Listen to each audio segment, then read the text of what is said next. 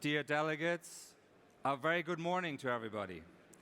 I am delighted to open the 22nd IISS Shangri-La Dialogue, Asia's premier defense summit. And I would like to begin by thanking Prime Minister Lawrence Wong for having hosted us last night for the opening dinner and keynote address. And in the keynote address, President Macron of France spoke about his vision for partnership between Asia and Europe and the need for consistency and credibility in policy. And he spoke about strategic autonomy as a means to accept and take on responsibility for addressing today's security challenges. And if I look across the room, it is fantastic to see so many delegations here at the dialogue and the many defense ministers who will be engaging in defense diplomacy. And in a minute, we will begin the first plenary session on the United States' new ambitions for Indo-Pacific security. A reminder to all that the speeches delivered during the plenary sessions of the Shangri-La Dialogue, as well as the answers given to questions, but also the questions themselves, are on the record. If you wish to take the floor to ask a question or make a comment, you have a microphone at your seat to do so. You will need your delegate badge to activate the microphone, and two steps are involved here. It's very simple. First, you need to put your badge into the slot on the right-hand side of the microphone set. And second, you need to press the button to turn your microphone on. Once your microphone is on, a green light will come up, and your name is added to my list here on the stage here. When your microphone is green, it is not a hot mic. When I select you from the list, and I turn your microphone on here, it will turn red, and then you have an opportunity to ask your question. I encourage everyone to keep those questions short and crisp to generate meaningful answers and to help us get to as many of them as we can. So insert your badge, press the button, you're in the queue. And now I'm delighted to turn to Pete Hegseth, the Secretary of Defense of the United States. Many of you will know that the Secretary of Defense Hegseth, since taking office, has traveled to the region in March, and it is great that he is back for the Shangri-La Dialogue to speak about U.S. ambitions and priorities for the Indo-Pacific. Mr. Secretary, we're truly honored to have you here at the 22nd IISS Shangri-La Dialogue. The podium is yours.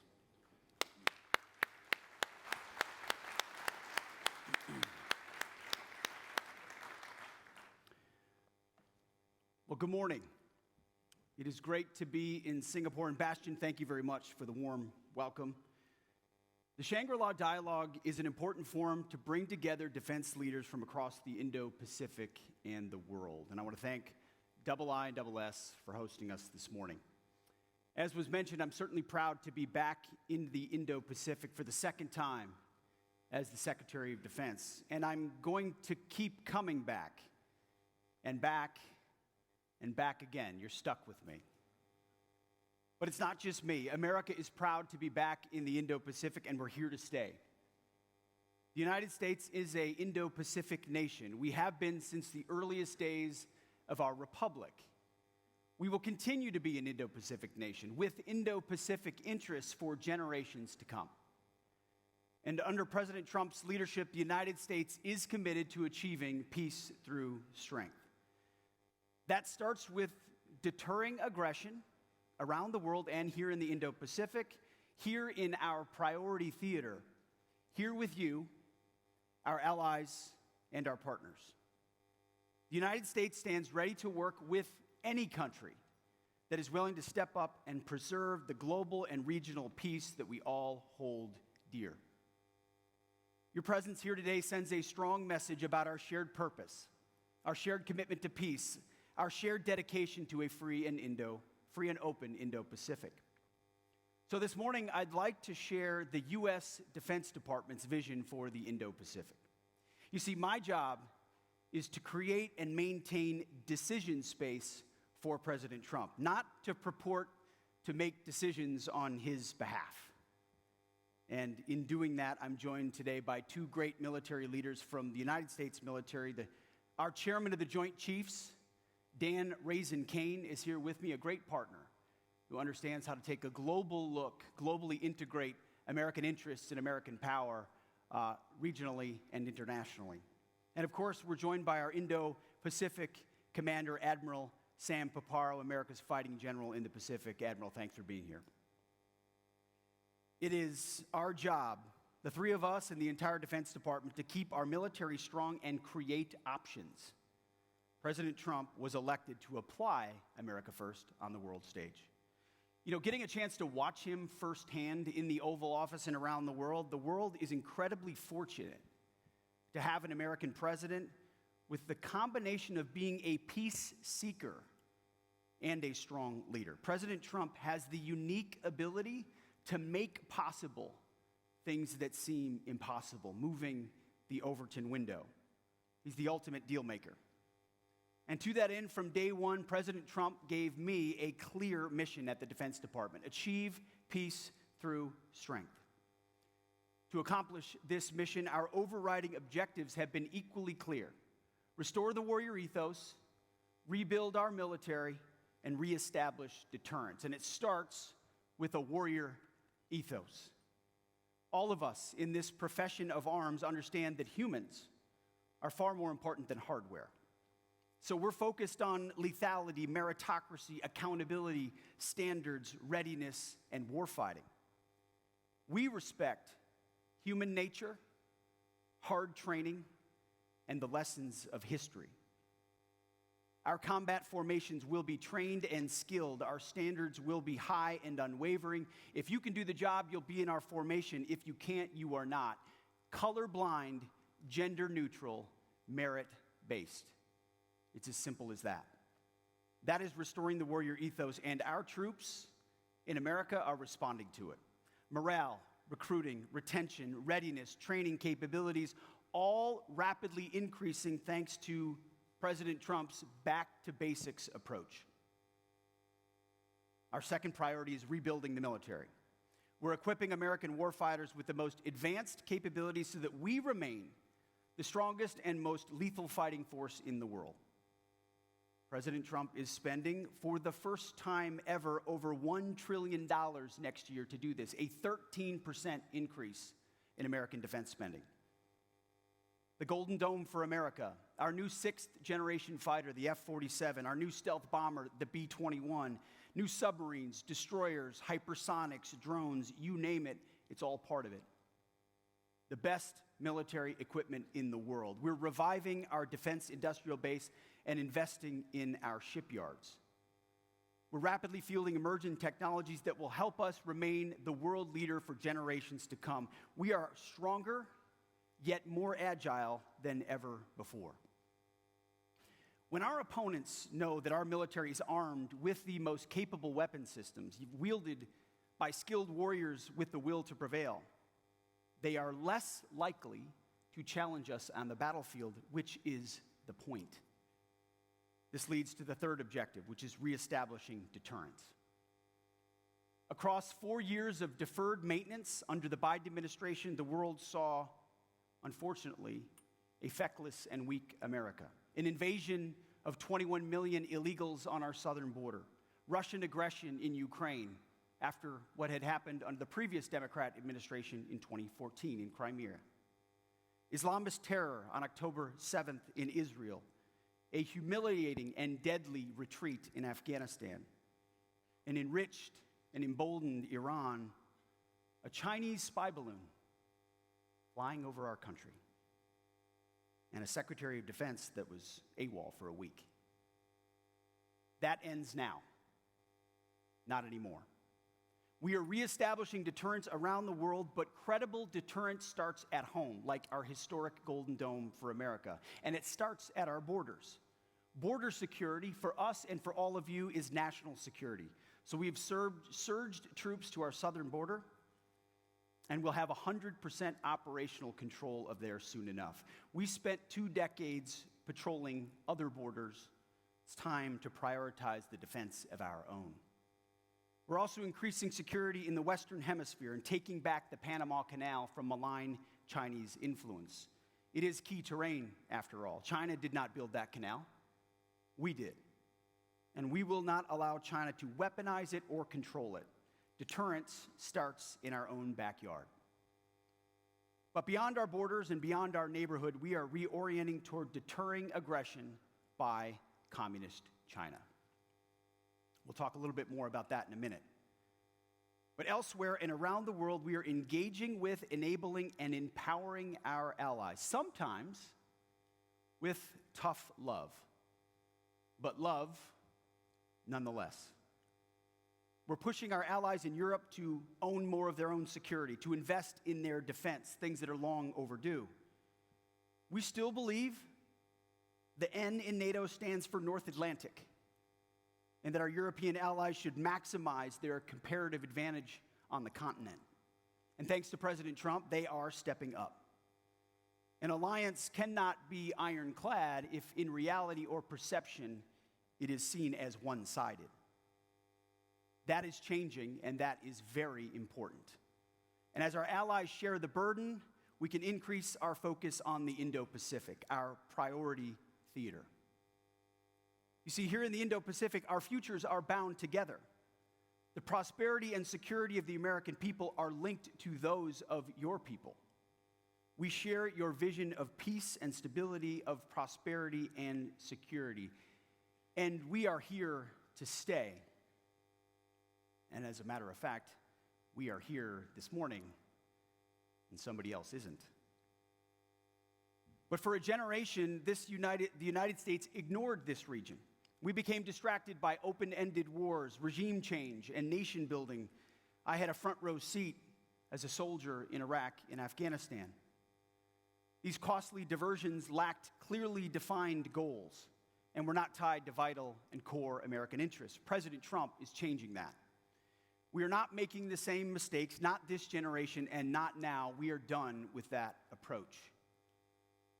We're focused on delivering for the American people, on safeguarding their security, on protecting their economic interests, and on using common sense to preserve peace in the Indo-Pacific.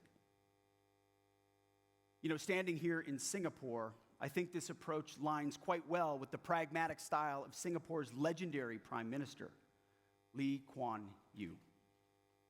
Across 3 decades, he built this country into one of the world's most important hubs of finance and innovation. Like the late Prime Minister, President Trump's approach is grounded in common sense and national interests, built on a willingness to work with others while respecting mutual self-interest, and informed by an understanding of military strength, but shaped by a preference for engaging on the basis of commerce and sovereignty, not war. These two historic men share a willingness to challenge old ways of doing things that no longer make sense. We refuse to accept any paradigm that makes conflict inevitable. As President Trump said in Riyadh, a historic speech in Saudi Arabia, America does not have or seek permanent enemies. Under President Trump's leadership, we are applying this common sense approach to defense here in the Indo-Pacific and throughout the world. And we believe the results speak for themselves. President Trump is leading European allies to step up in their own defense, as I mentioned. He is striking new, fairer trade deals that protect Americans while providing a lasting and secure basis for commerce. Not to mention resilient, anti-fragile, and reliable supply chains for our and your defense needs. He's also rebalancing security and defense arrangements with key allies in the region.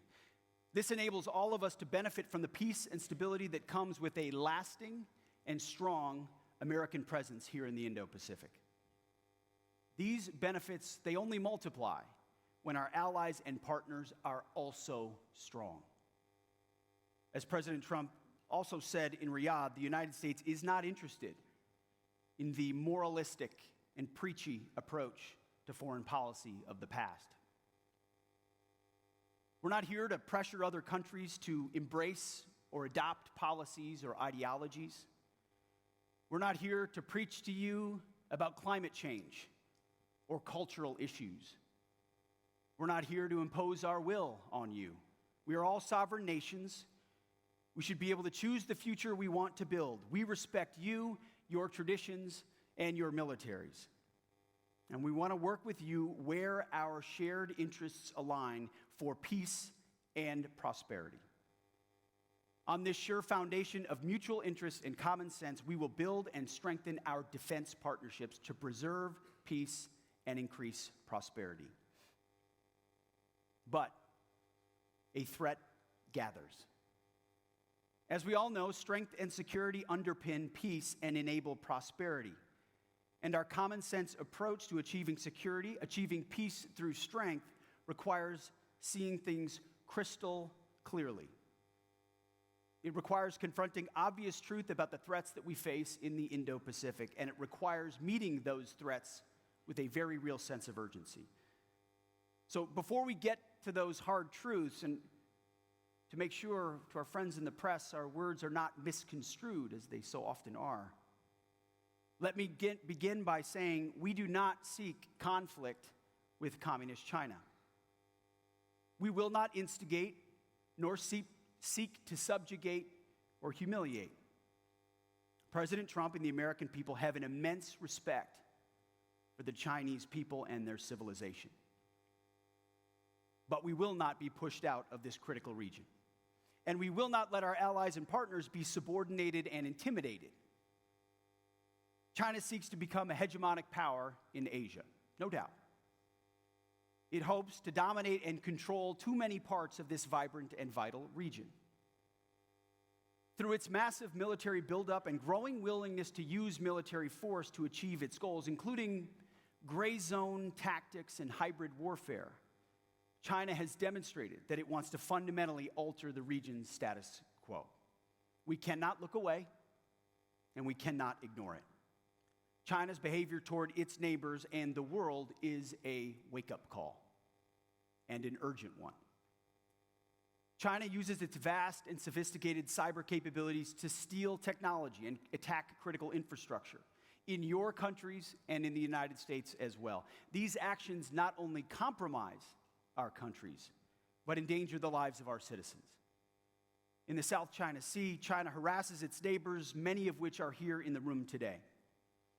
China seeks to intimidate you in your own waters. We've all seen the videos and pictures of water cannons and ship-to-ship collisions and illegal boardings at sea. We're also seeing the illegal seizing and militarizing of lands in the South China Sea. These actions reveal a lack of respect for neighbors, and they challenge sovereignty, freedom of navigation, and overflight. We are watching very closely China's destabilizing actions. And any unilateral attempt to change the status quo in the South China Sea and the First Island chain by force or coercion is unacceptable. Every day, you see it. China's military harasses Taiwan.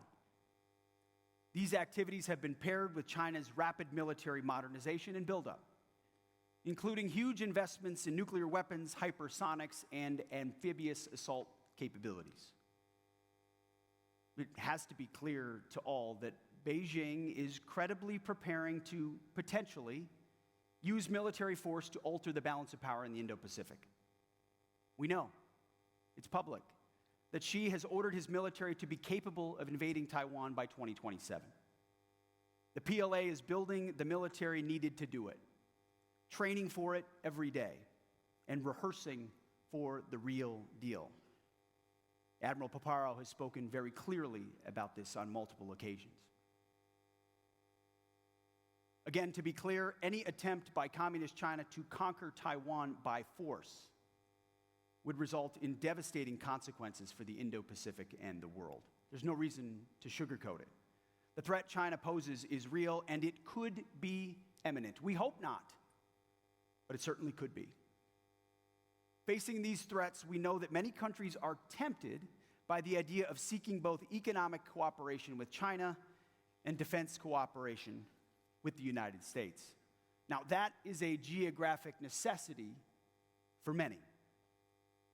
But beware the leverage that the CCP seeks with that entanglement.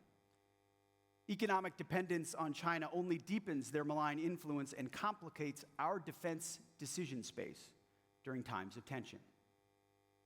Nobody knows what China will ultimately do, but they are preparing. And therefore, we must be ready as well. urgency, and vigilance is our only option at the Department of Defense with our allies. Because the United States, especially under President Trump, does not seek war. We do not seek to dominate or strangle China, to encircle or provoke. We do not seek regime change, nor will we instigate or disrespect a proud and historic culture. We will be ready, but we will not be reckless. Instead, we seek peace.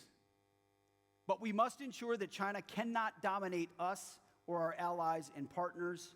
Maintaining the status quo requires strength. That's just a rational, common sense goal that we should all be able to live with.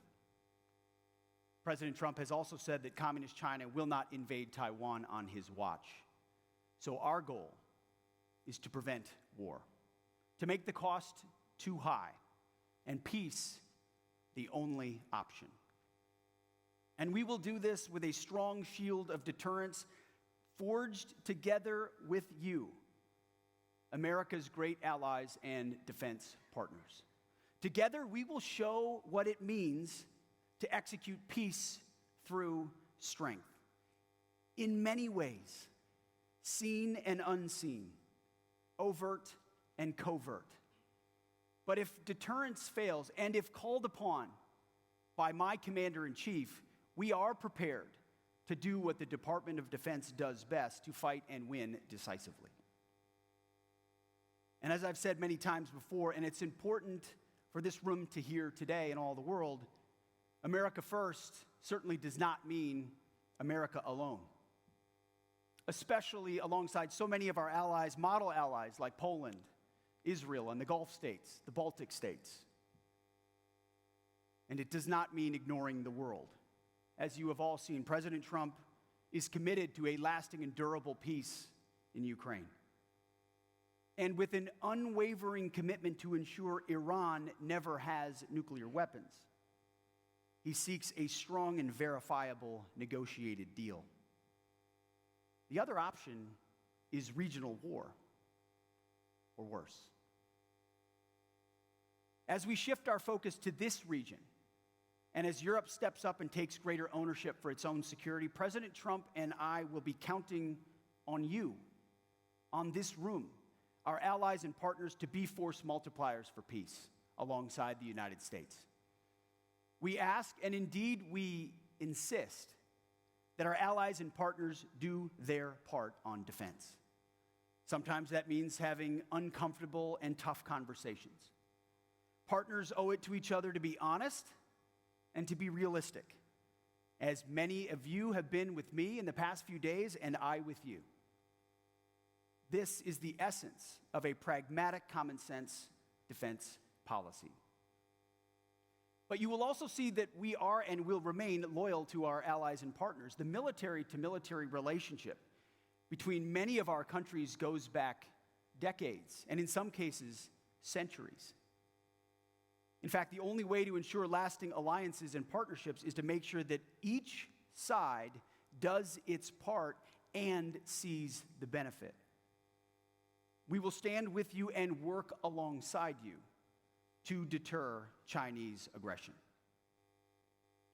Each day, together, creating more and more dilemmas and complications should China want to act, should they decide to overturn the status quo. More dilemmas, more complications, more questions, more concerns, more variables, more reasons to say it's not worth it. No one should doubt America's commitment to our Indo-Pacific allies and partners. We will continue to wrap our arms around our friends and find new ways to work together, not only our treaty allies here, but also our key defense partners in ASEAN and across the Indo-Pacific.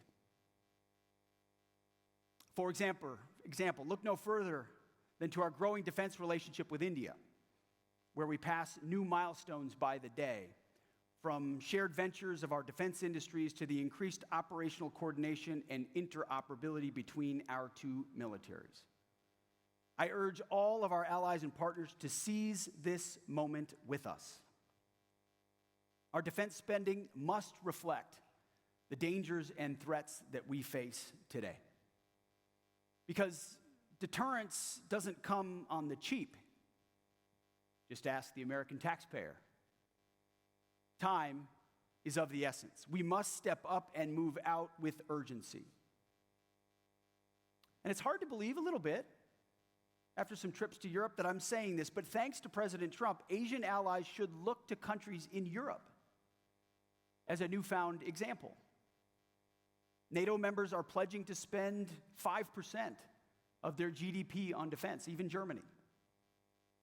So it doesn't make sense for countries in Europe to do that while key allies in Asia spend less on defense in the face of an even more formidable threat, not to mention North Korea. Ultimately, a strong, resolute, and capable network of allies and partners is our key strategic advantage. China envies what we have together, and it sees what we can collectively bring to bear on defense. But it's up to all of us to ensure that we live up to that potential by investing. U.S. allies in the Indo-Pacific can and should quickly upgrade their own defenses. President Trump said it himself last month in Riyadh and will never hesitate to wield American power swiftly and decisively if necessary. That is reestablishing deterrence.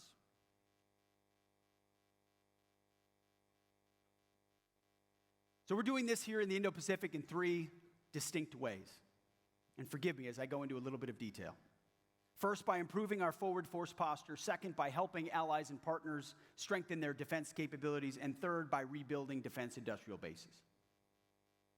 So first, the Defense Department is prioritizing forward-postured, combat-credible forces in the Western Pacific to deter by denial along the first and second island chains. In my first trip to the Indo-Pacific in March, I traveled to the Philippines to meet with President Marcos and Secretary of National Defense Teodoro. While there, we announced our commitment to deploy more advanced U.S. military capabilities to the Philippines. We announced the inaugural overseas deployment of Nemesis, a U.S. Marine Corps mobile anti-ship missile system to the Philippines. The 3rd Marine Littoral Regiment, one of the U.S. military's most capable and lethal formations, exercised Nemesis along with our Philippine allies. Together, we deployed the system to the Batanes Islands on the Luzon Strait between the Philippines and Taiwan.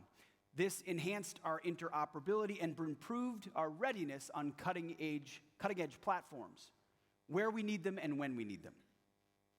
We also announced that the U.S. Special Operations Forces and Philippine Marines are training together on complex landing scenarios in the Batanes Islands. This demonstrates that our forces can conduct high-end operations in the most challenging of environments. I also had a chance to visit Tokyo and meet with Prime Minister Ishiba and Defense Minister Nakatani. We announced that we're upgrading U.S. Forces Japan headquarters. This is about warfighting and deterrence as well as common sense. Upgrading USFJ demonstrates the significant work of the U.S.-Japan alliance as it evolves to emerging threats. It also reflects the progress the alliance has made toward improving interoperability and strengthening Japan's capabilities. And this summer, the U.S. Army has plans to conduct its first ever live-fire test of its mid-range capability system in Australia. This will be the first time that system is fired west of the international date line, the first time it's been tested on foreign soil. Deployments like this represent a commitment to the region, and there are many more planned.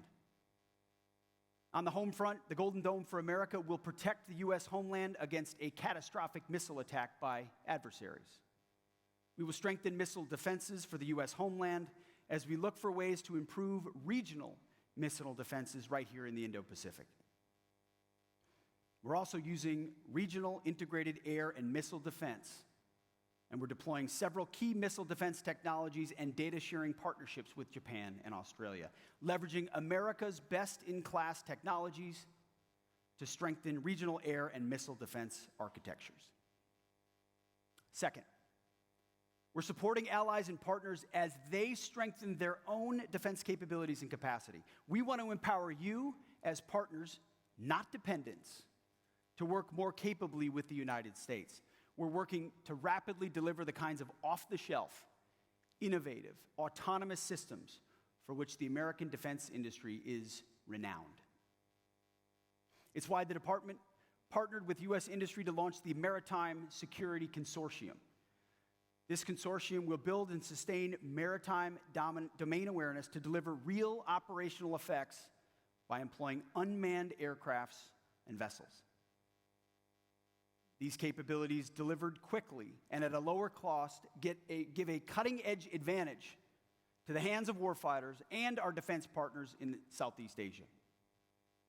A critical part of working with our partners is increasing interoperability, learning how to sail, fly, and fight as one. This year's Balikatan exercise in the Philippines was the largest ever. In the South China Sea, we continue to conduct regular maritime activities alongside Australia, Japan, and the Philippines. We're also expanding our security partnership with India through robust military exercises like Tiger Triumph. And we're also amplifying cooperation within the Quad and other multilateral frameworks.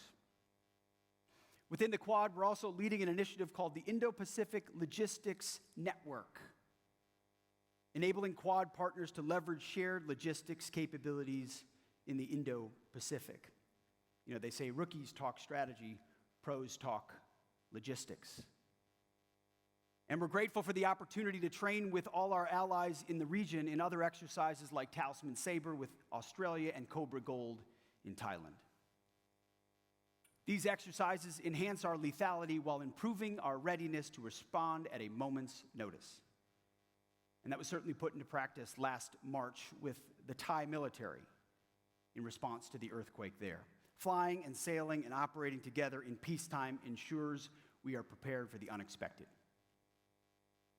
And third, we are revitalizing our defense industrial bases and reallocating resources toward the most lethal and effective capabilities. We're doing this because success of the warfighters requires it. It's one thing for an adversary to see multinational forces operating together in exercises. It's another thing entirely for that same country to see an integrated defense industrial base supporting those forces and standing ready to keep them in the fight.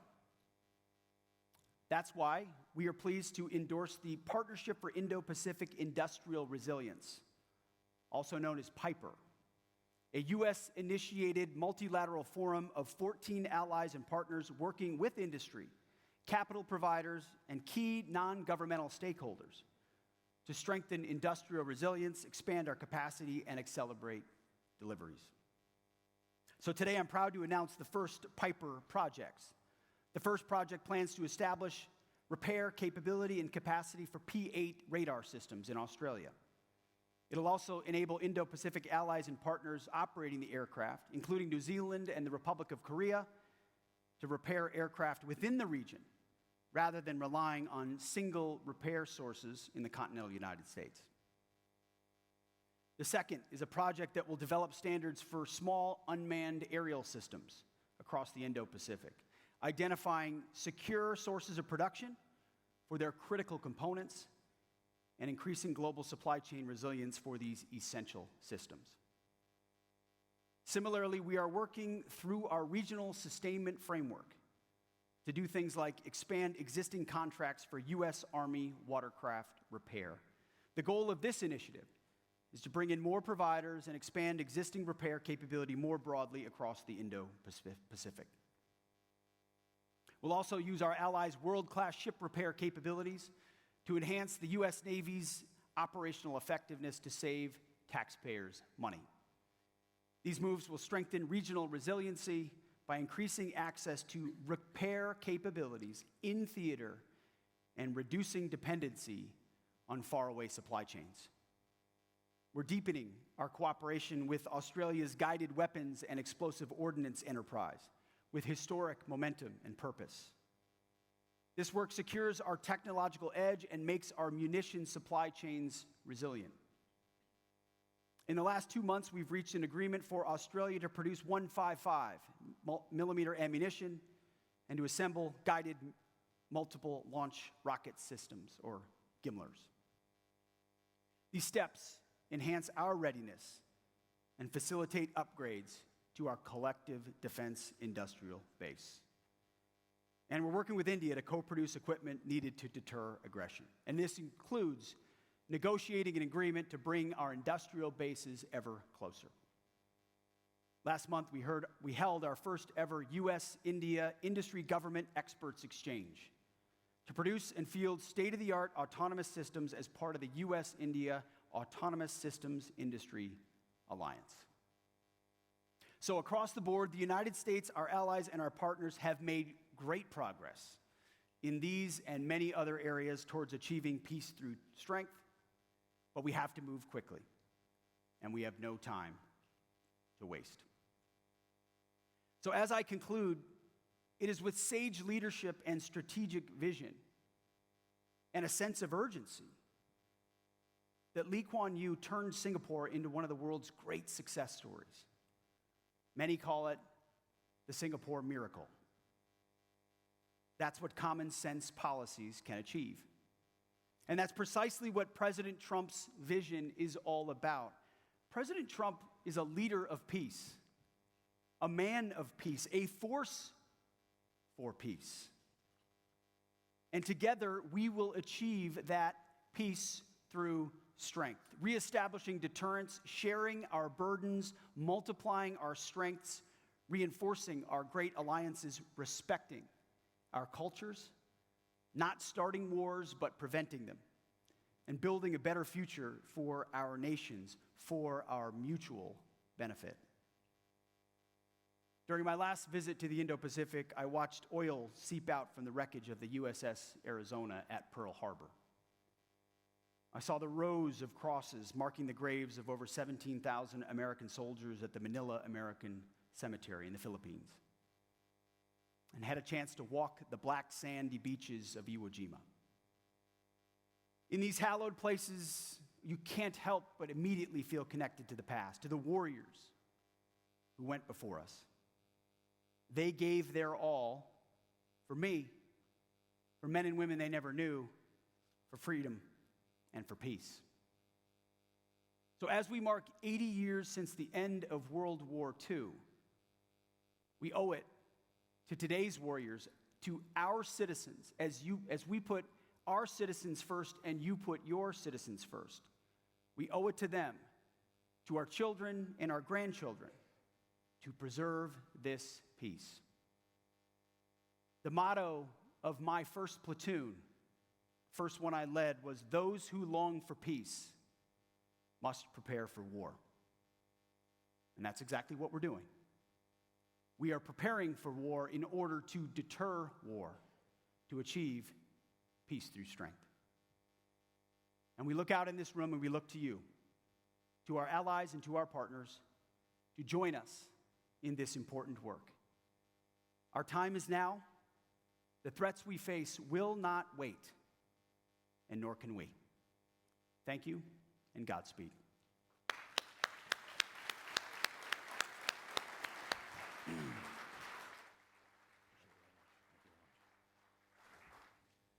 Mr. Secretary, thank you very much for what I think must rightly be described a major statement of policy and outlining the vision for the priority theater, as you called it, and offering everything from the overall ambition to the detail of how the U.S. Department of Defense under your leadership goes about this task.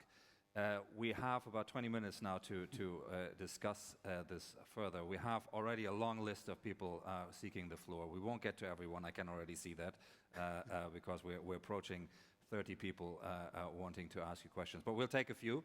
I'll then return to you to offer some answers, and then we'll see whether we get a few more in after that. So let me start, please, with Susanna Patton from Australia and the Young Leaders Group. Susanna, your microphone is now live. Thank you very much. Mr. Secretary, your speech focused on re-establishing deterrence and US prioritization of Asia. But just in the last 2 months, it's been reported that the US has moved a battalion of Patriot missiles from the Indo-Pacific AOR to the Middle East at significant logistical cost.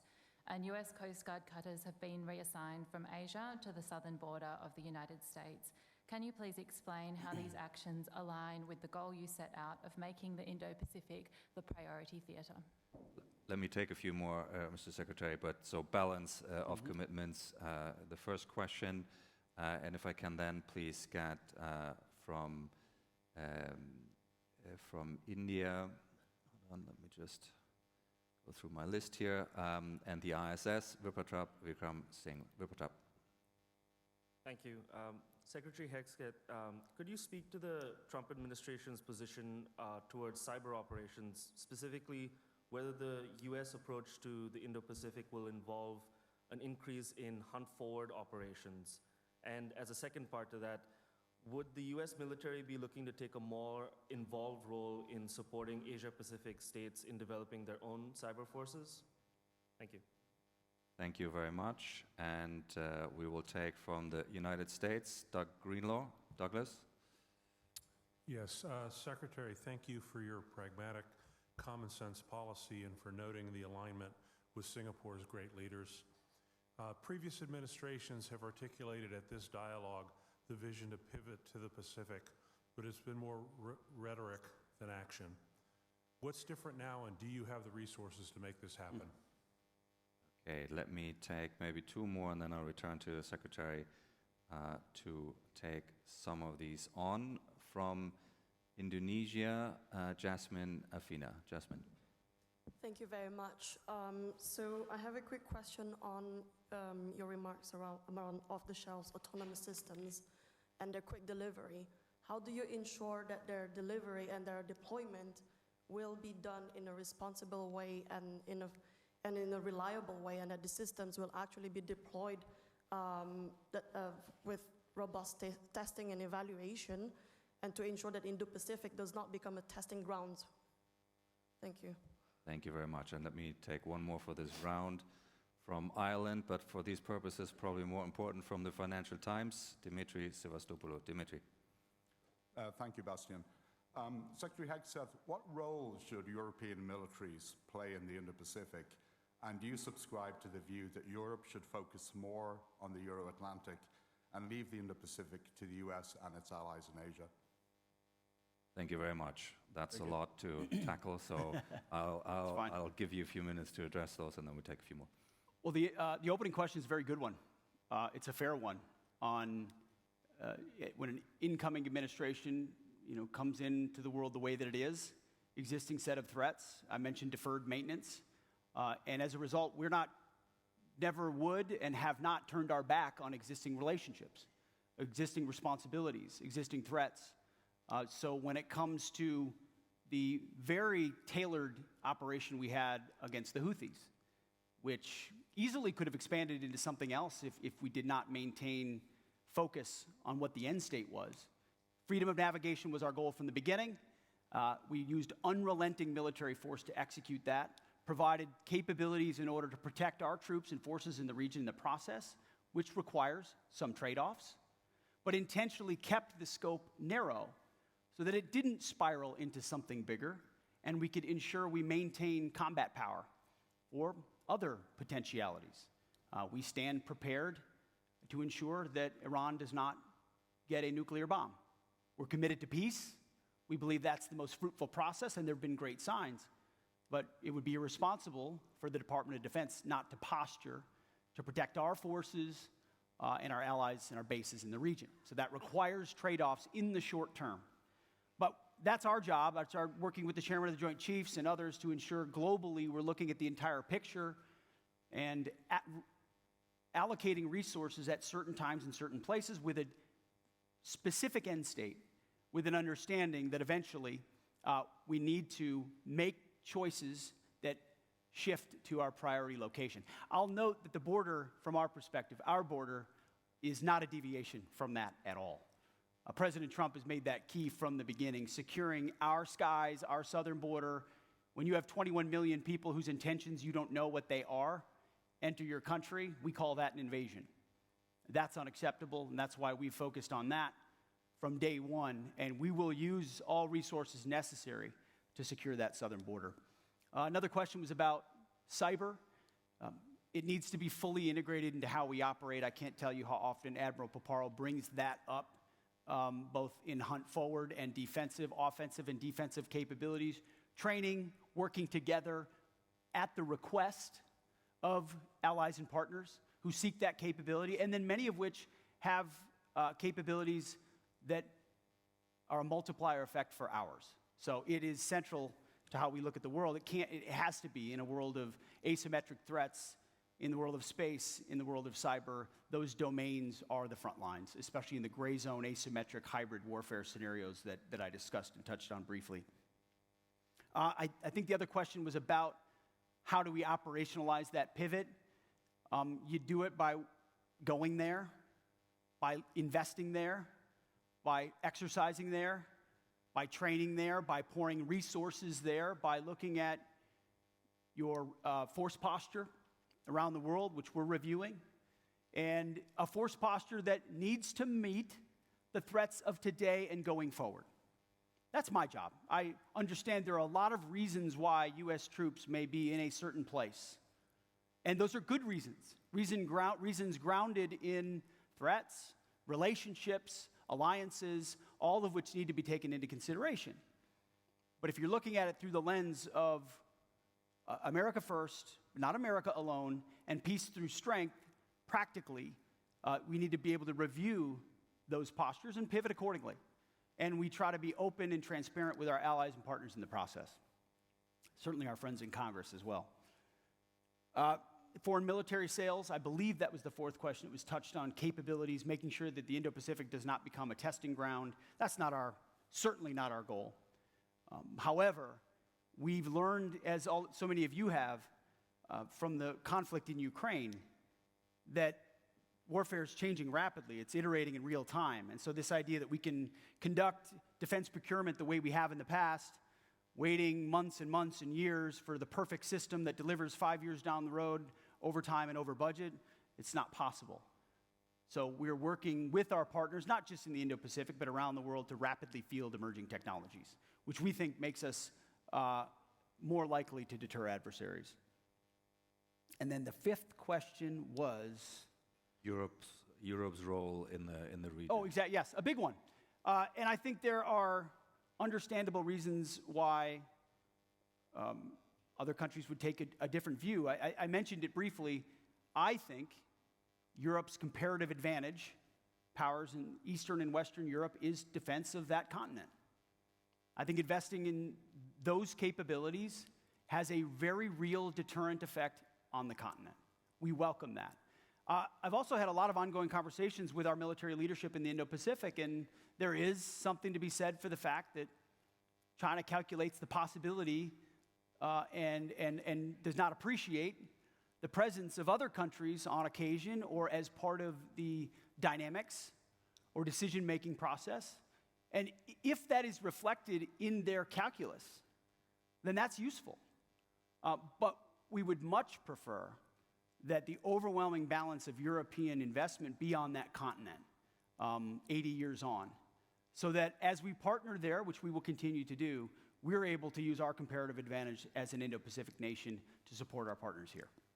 Thank you very much. We'll take a few more in a second round, and then we'll wrap up. Can I please first get from Vietnam, Big Tron?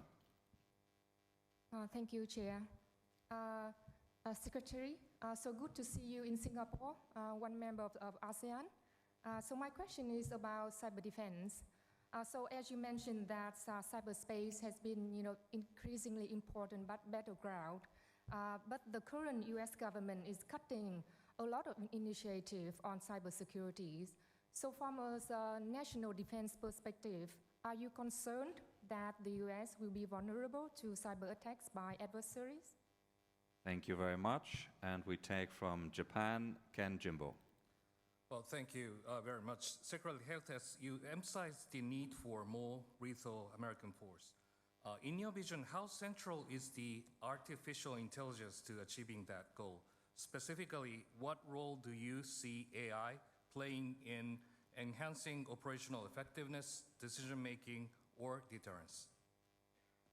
Thank you very much. And we have a question from China. Qi Zhang, Senior Colonel, your microphone is live. Thank you, Mr. Chairman. Good morning, Mr. Secretary. You mentioned that allies and partners are important. However, in recent years, when the United States set up multilateral alliances or frameworks in this region, such as Quad and AUKUS, it did not include ASEAN countries. So if there are differences or disputes between US alliances and ASEAN, which side do you choose? Do you support ASEAN centrality? If so, how can you ensure ASEAN centrality in this way? Thank you. Thank you very much. And we take from the United Kingdom, Sir Tom Beckett. Tom. Mr. Secretary, thank you.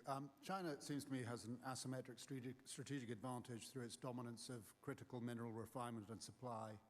How might this affect the US goals for your defense industrial base and the production of next-generation military equipment?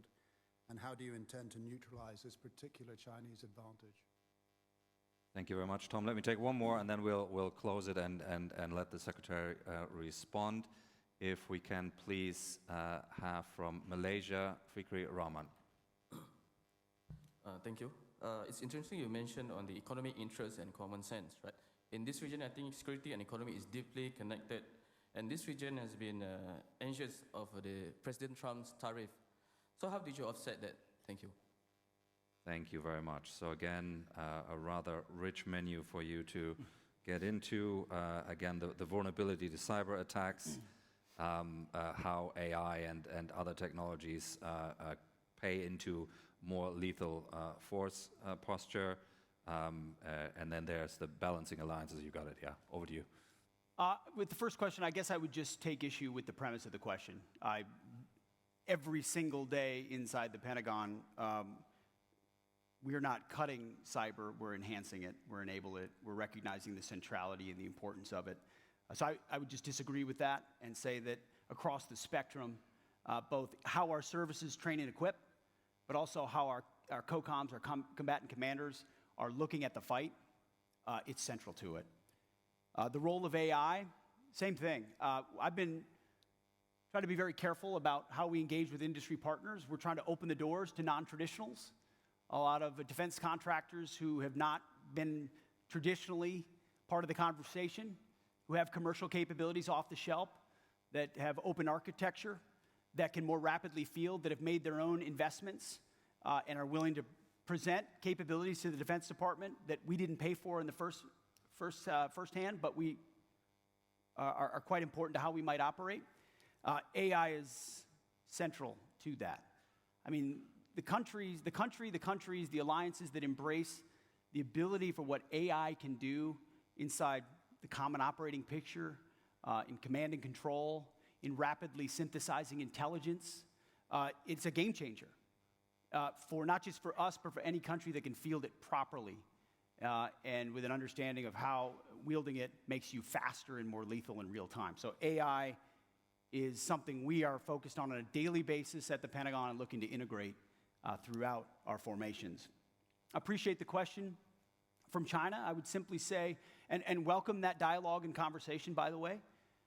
I would simply point to the countries we've engaged with here, whether they are a part of ASEAN, whether they are a part of AUKUS, any of those architectures. We are not going to look only inside the confines of how previous administrations looked at this region. I think you saw in my remarks intentionally, we're opening our arms to countries across the spectrum. Traditional allies, non-traditional allies, some of which can be overt, others of which are more covert, some of which are near and far, more direct or logistics-oriented, but grounded in mutual self-interest, in respect for those organizations, the capabilities that we want to bring to bear, and the realism of what we can do together.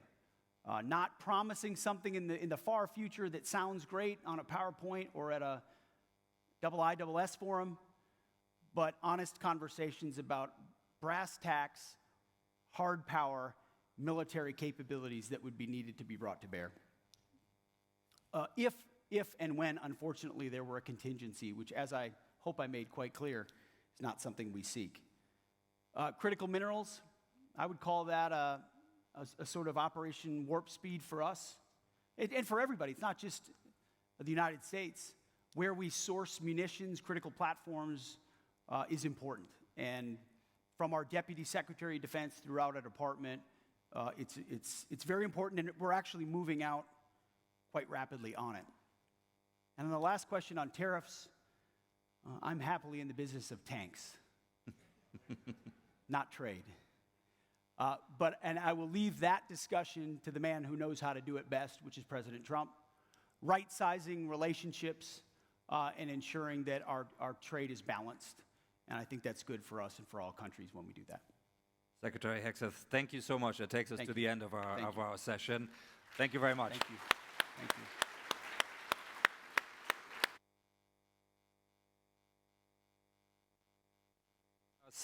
For this session, I think we got a really major and comprehensive statement of U.S. policy for the region, which was excellent. And we now have a quick staging break before we go into the next panel. Thank you very much, Mr. Secretary, for joining us today.